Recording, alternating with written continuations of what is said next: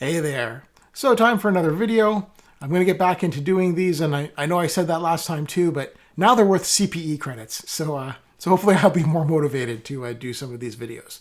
I'm going to try to do one at least once every couple of weeks, maybe more than that, but that's my goal.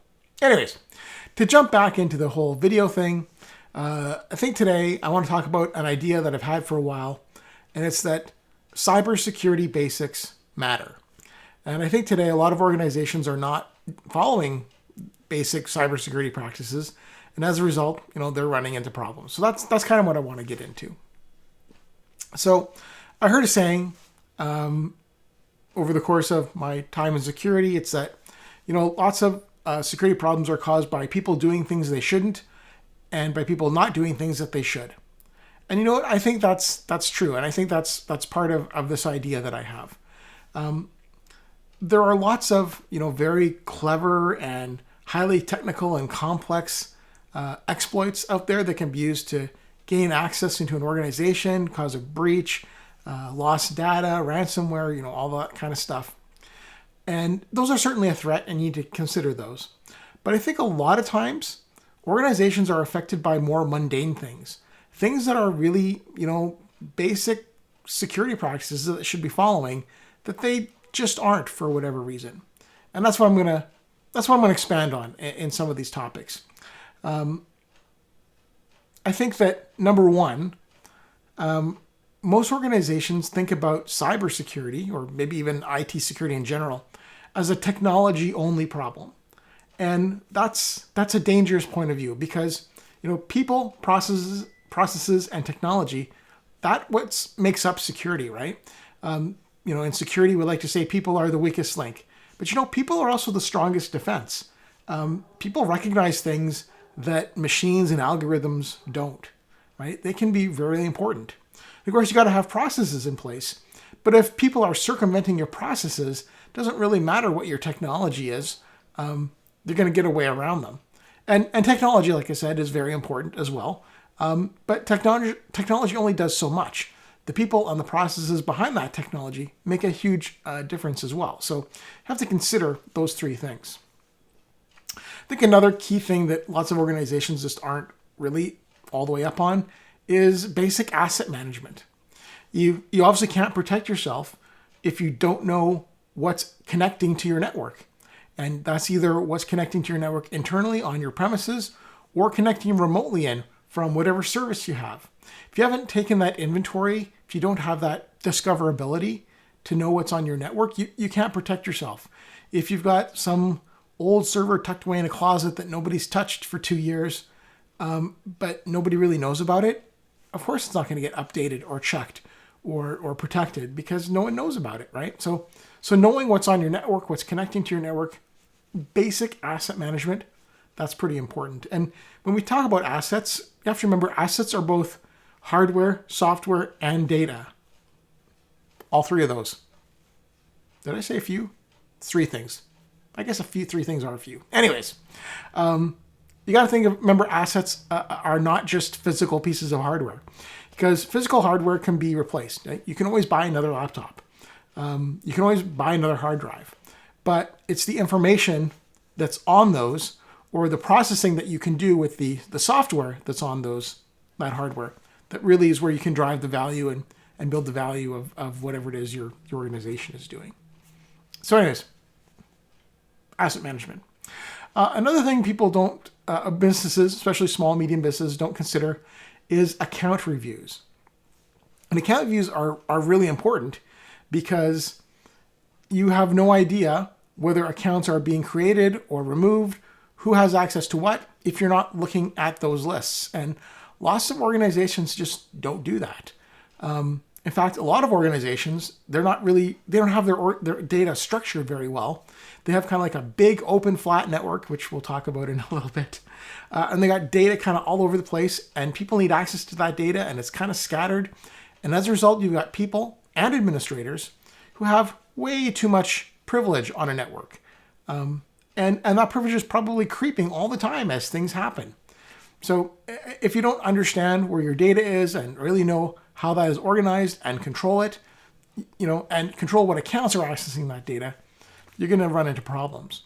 Accounts being added and removed in a timely way, accounts that should be dead suddenly being active. Like these are things to look for. But if a manager doesn't know all the access that his people need in his department, how can they review that access? Right? Becomes something that should be done. It's a key way to find out if you have some type of compromise happening, internal or external. Right? All right. What else? Security awareness and training. For lots of organizations, this is a compliance checklist activity. Do we provide cybersecurity training to our people? Yes. Once a year, you take that half-hour video. They've been using it for the last 4 years. You watch it. You sign off that you watched it. Maybe you answer like a 5-question test, and you're done, right? There's a real danger of security becoming a checkbox activity. It's not part of the culture. Now, lots of organizations have really gotten a lot better about raising awareness. They've got messaging, they've got signage, they've got lots of things that remind people to keep security in mind. But training is something often that's not overlooked. Something that is overlooked. More frequent training, 15 minutes a month or half an hour every quarter, that's a lot better than an hour or an hour and a half every year, right? Even organizations that are doing phishing tests somewhat regularly, that focuses on a very specific part of security. And maybe that's an important threat to their business, so they want to keep doing that, and that's great. But don't forget about this other stuff too, right? There's lots going on in security, and if you get bogged down on too many small things, you're going to lose sort of sight of the bigger picture and what might be a threat to your organization. All right, patching and configuration management. So patching is something that most organizations are terribly slow at. Sometimes, patches don't get installed for a month, 2 months, 3 months after they are issued. Even critical patches sometimes not applied for weeks. And for lots of organizations, it's because they're scared they're going to break something, right? So they got to do a lot of testing. They got to do a lot of checking. They got to make sure when they deploy it, it's not going to cause problems. There's a lot to it, but because it happens so slowly, there's this window of opportunity where known exploits are available, to machines in an organization if they're not kept up to date. Similarly with configuration management, right? Lots of organizations don't keep documentation of what their configurations should be. And so if the configuration changes for some reason, somebody makes a mistake, a patch changes the configuration in some way, there's nothing to go back to. And it's not until later we realize, there was a misconfiguration on this piece of equipment or on this server that things come to light. So again, something an organization should be doing, but probably isn't. Mention network design. So lots and lots of networks, especially again in small, medium-sized organizations, they're flat.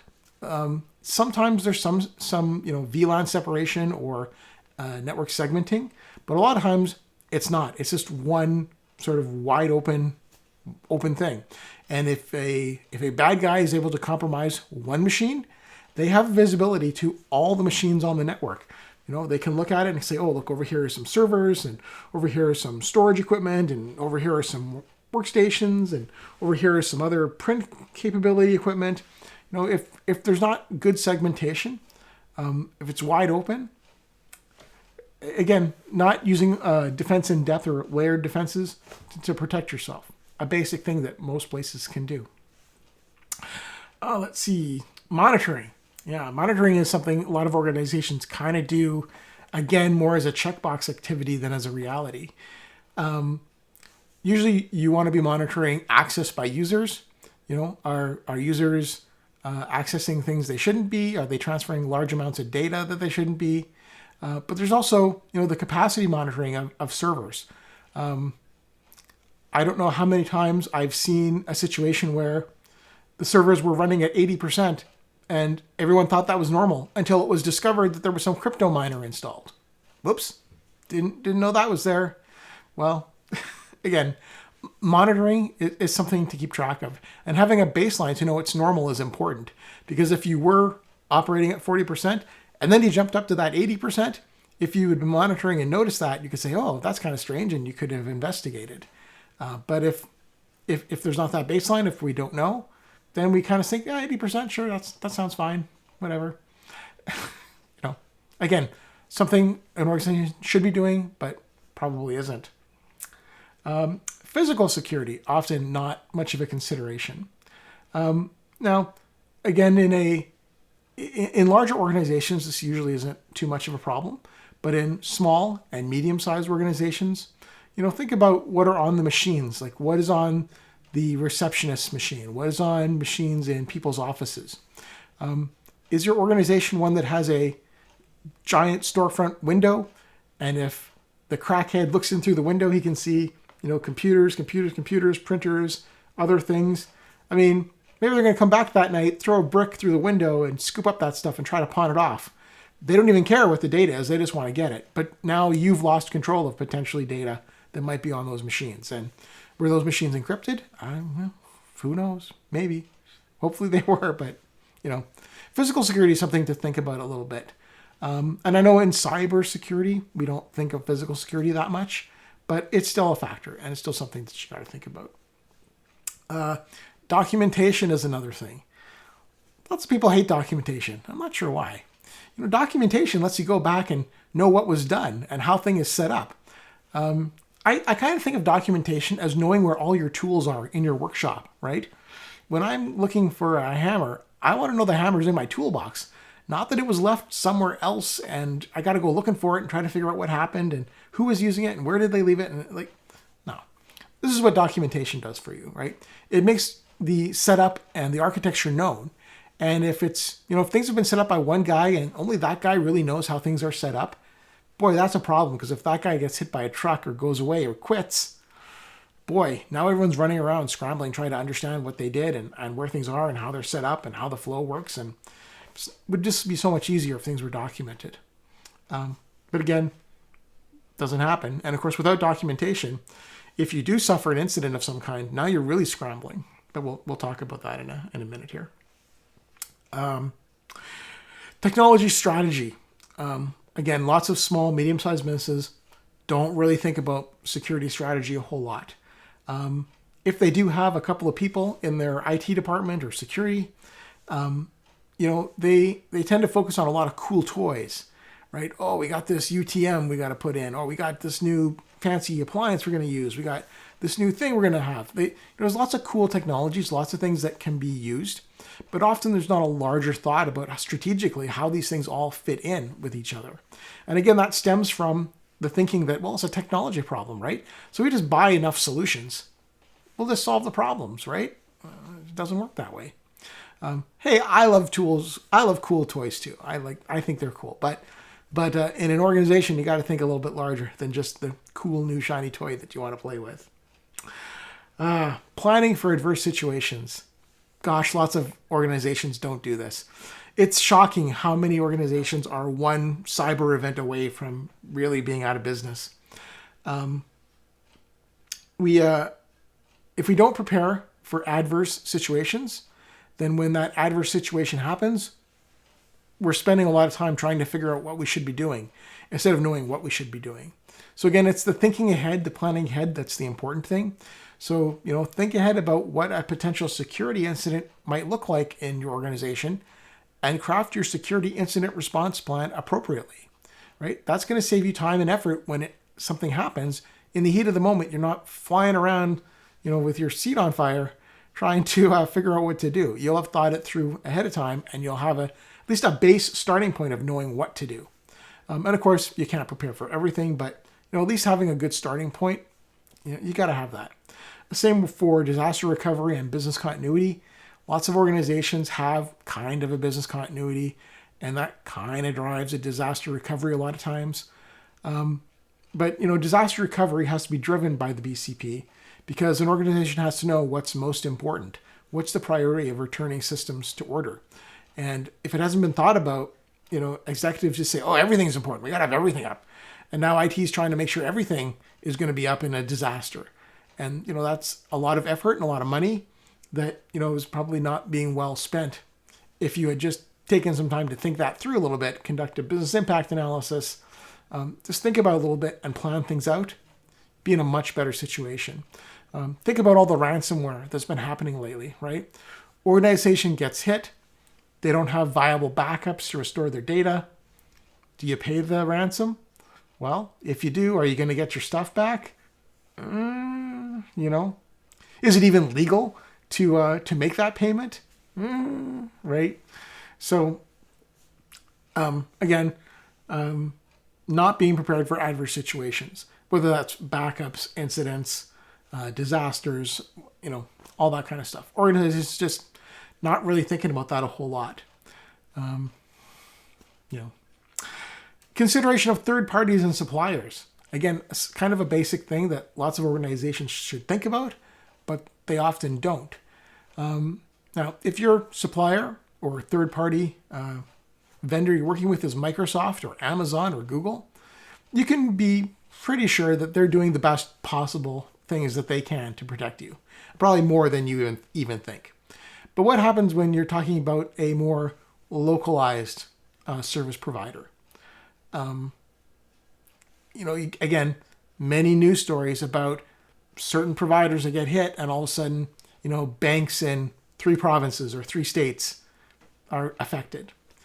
Some service provider gets hit, and all of a sudden, some organizations have lost their data. You know, think about how many service organizations provide services to like car dealerships and doctors' offices and dentists and things like that.